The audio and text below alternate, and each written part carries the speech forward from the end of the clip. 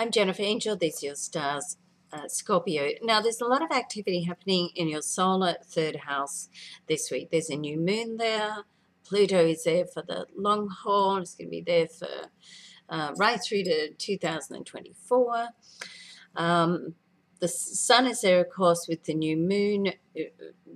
Communication planet Mercury is there. Now, this is a very comfortable position for Mercury to be in. So you're likely to be having some communications with people to do on all levels. Now, particularly on a work level, and also can affect on the home level. So home and work can also almost clash in some way this week, okay? But it's a new start because the new moon's there.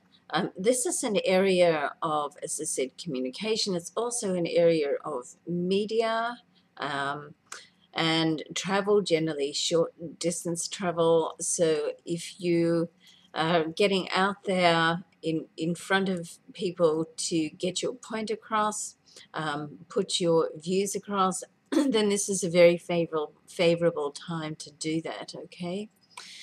Now, on a romantic level, there's a very nice connection between Venus and Neptune. Now, and Neptune is sitting in your solar fifth house. So this is one of the areas where love can start. And if you're already in a relationship, then it's a time where you can just push the button on the romance and start to just have a look at how your relationship is and how it's grown over the years and what changes you can make.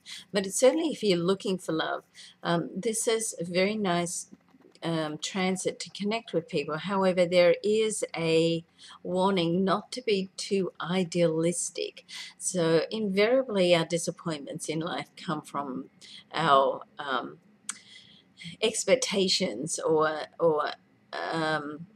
our idealism of what we think the thing should be. So you don't want to you want to just stay open to people's points. They're good, bad, and irresistible and irritating points in life. And of course, the goal is to love them individually and unconditionally. That's really the word. So keep that in mind when you're meeting people.